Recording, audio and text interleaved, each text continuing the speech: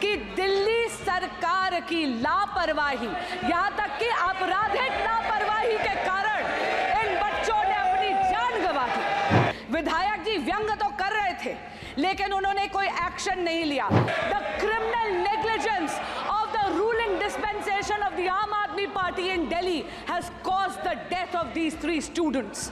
ये जो दिल्ली सरकार जो केवल प्रचार प्रसार और भ्रष्टाचार में लिप्त है, इसमें इंक्वायरी बिठाई जाए। मैं सुश्री बांसुरी स्वराज जो इनके इलाके का विषय है दिल्ली वाला, मैं बोलूँ।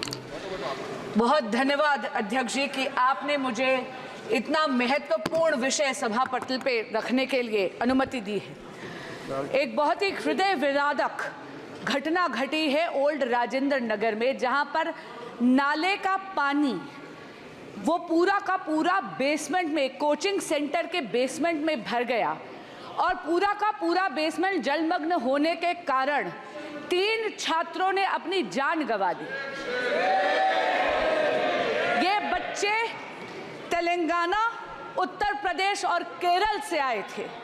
अध्यक्ष जी, ये दिल्ली में आईएएस एग्जामिनेशन की तैयारी करने के लिए आए थे, अपना भविष्य उज्जवल करने के लिए आए थे। लेकिन बहुत दुख से मुझे कहना पड़ता है कि दिल्ली सरकार की लापरवाही, यहाँ तक कि आपराधिक लापरवाही के कारण इन बच्चों ने अपनी जान गंवा दी। अध्यक्ष जी, the cause of death of these 3 students is the utter and absolute apathy of the Aam Aadmi Party ruling dispensation in Delhi. The criminal negligence of the ruling dispensation of the Aam Aadmi Party in Delhi has caused the death of these 3 students. 1 दशक से आम आदमी party Delhi में सत्ता भोग रही है, लेकिन दिल्ली वासियों के लिए कोई काम नहीं कर रही। अध्यक्ष जी, पिछले 2 सालों से नगर निगम यानी एमसीडी भी दिल्ली सरकार के नियंत्रण में है, दिल्ली जल बोर्ड दिल्ली सरकार के नियंत्रण में है, ड्रेनेज की सफाई दिल्ली जल बोर्ड के दिल्ली सरकार के नियंत्रण में है, लेकिन इन्होंने ना अपग्रेडेशन करी है, ना डीसिल्टिंग करी है नालों की।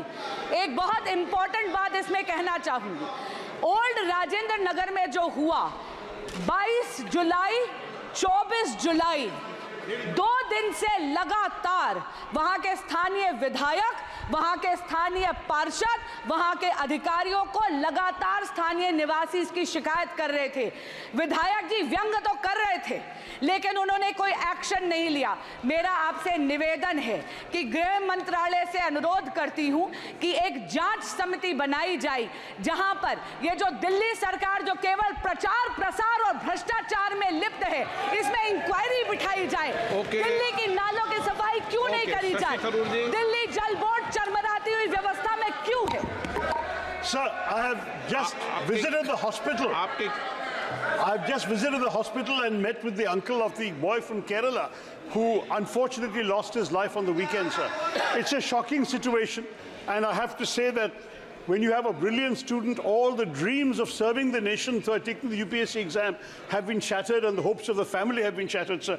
This is a matter which obviously calls for compensation, but no compensation can be enough for the tragic loss of life of a young man cut short in his prime, sir. Now, there are a number of serious issues that need to be addressed, as the previous speaker has pointed out. There is, sadly, a level of violations of basic norms when it comes to building codes, fire safety, flood safety, and so on. That is rampant in the city. The corporation also has responsibility on this. So wait, I have seen in the hands of a journalist a certificate of clearance issued on the 9th of July, sir, by the corporation, allowing these people to do what they're doing, saying they're in compliance. Now, this kind of thing will have to be corrected, sir. At the same time, drains have to be cleaned. They're choked and clogged. Sir, let me just finish. The most important issue, and I say this on behalf of the family also, is to prevent such future tragedies. For this, there has to be a comprehensive inquiry, but there also has to be very specific steps taken to ensure that no other parents coming to our national capital from various parts of the country suffer this kind of loss and tragedies. Sir. इनका केरल का विषय था, इन्होंने उठा दिया। पप्पू यादव जी।